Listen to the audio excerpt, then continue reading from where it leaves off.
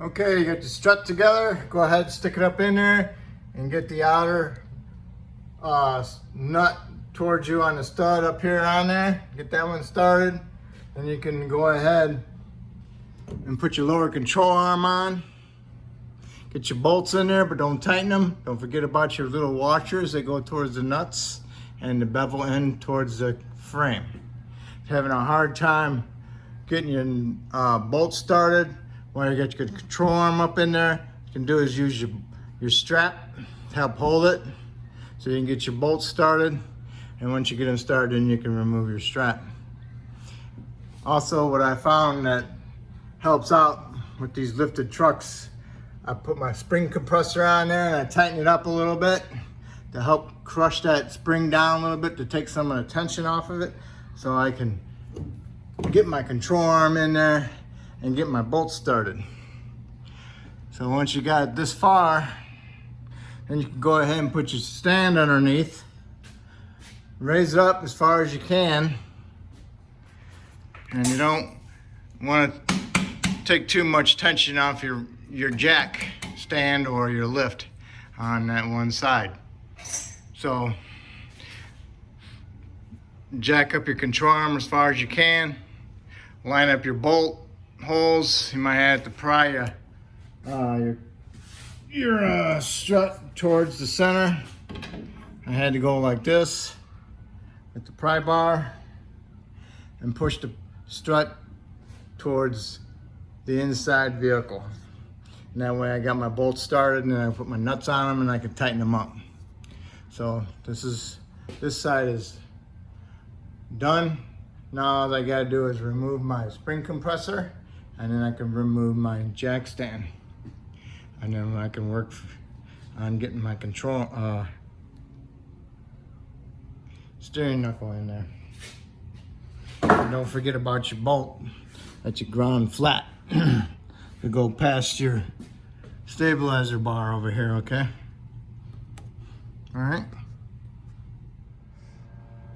All right, just to make sure that you got that plate, all three studs are sticking up through there. Make sure they're all three are in there, because if it's twisted off to the side, you're binding it and it's gonna be too much tension on it and you'll never get it in. All right, so once you got that in there, put some tension on your lower control arm, jack it up. I got mine, that much tension on it. Put my little pin in there to help line it up. Get my pry bar in there. Get best you can. Get my pry bar in there, so I'm gonna pry on my pry bar. At the same time, see my bolt fell right in there. And now I can line this one up. Get another bolt. Get the bolt in there. Get the pry bar over this side as best possible. Pry it. Okay, that's it. All right, now I can put my nuts on and tighten it up. Okay, now that you got your lower control arm connected to the strut, next you want to do is remove your spring compressor, remove your jack stand, put your steering knuckle up there on it and get the ball joint nut started a couple threads. All right, you don't want to try tightening it right now because you might put it in reverse and take the nut off and have this thing fall and land on you. So get it started with a couple threads.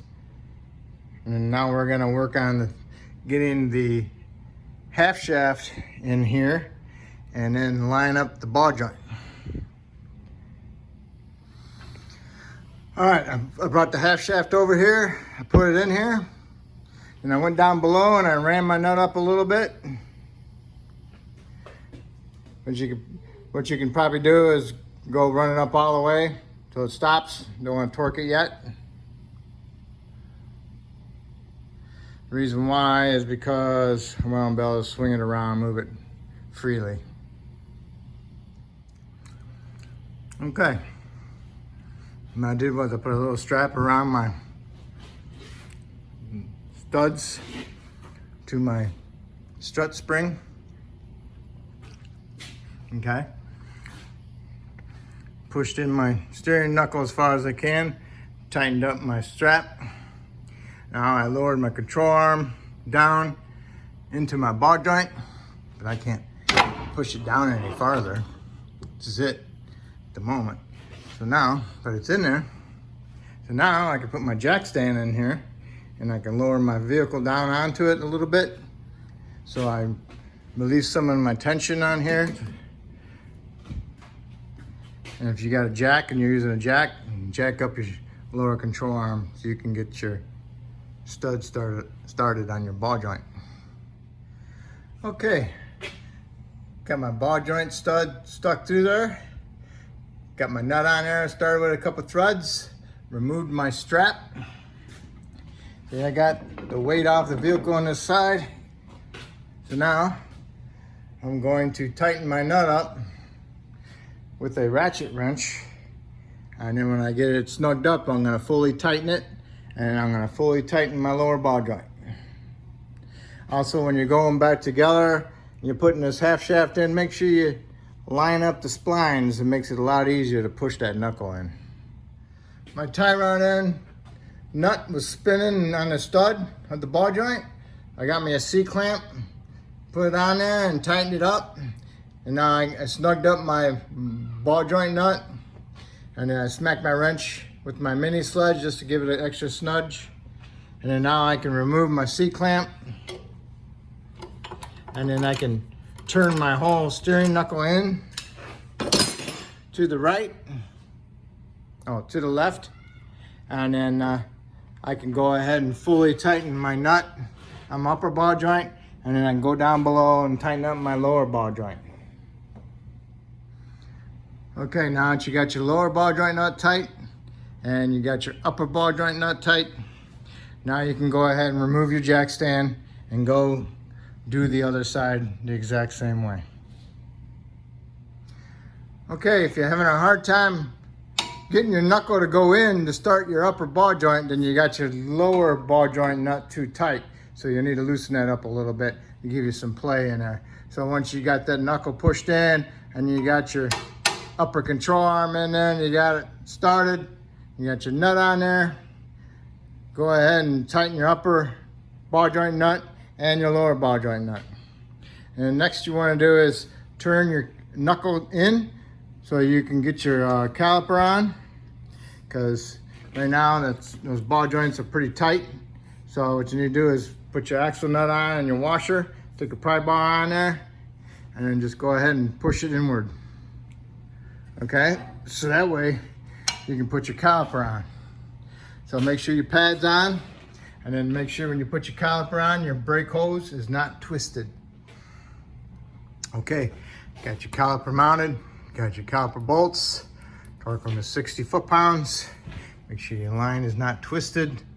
Okay, go ahead and put your line into your little bracket and put your nut on if you got a nut. Put your ABS wire in there. Lock it down, connect your connector, make sure it stays locked in. Make sure it's inside this bracket here. And next you want to do is put some grease in your ball joints, okay? Got the other side done the same way. Next we want to do is, Next you want to do is hook up your stabilizer link.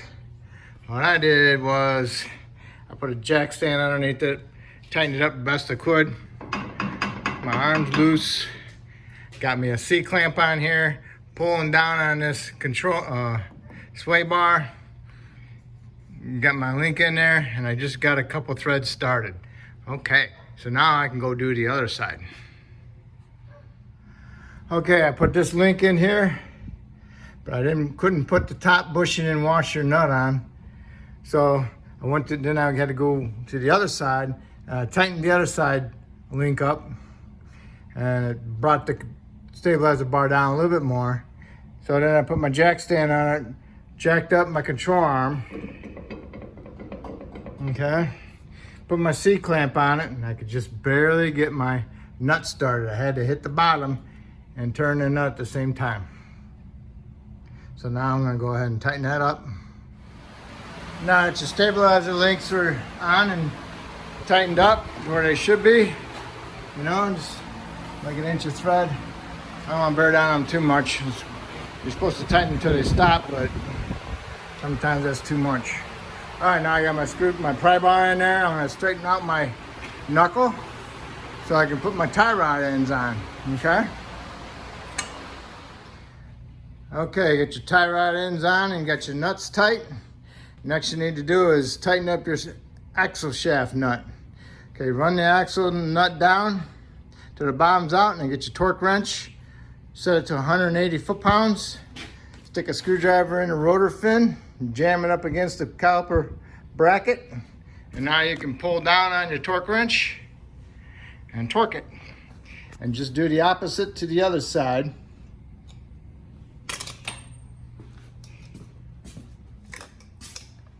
You'll do it this way.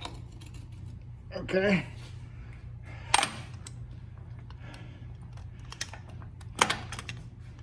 Just like that. Okay?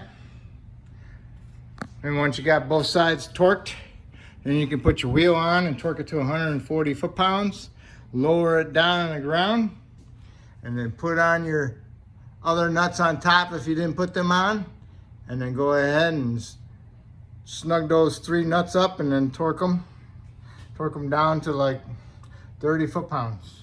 Okay, I'm just reminding you, make sure you tighten those 3 nuts on both sides. All right? Okay. Okay.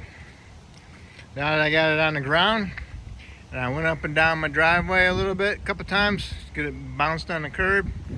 Now it's at where it's going to be riding at, ride height. Okay?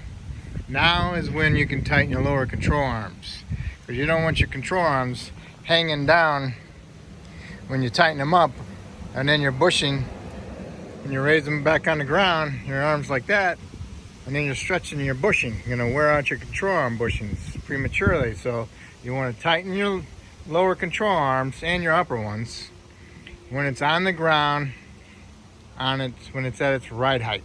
Okay? So you want to tighten your lower control arm bolts to 40 foot-pounds. Okay, so now is the time to do it. All right, and now you are done. Okay.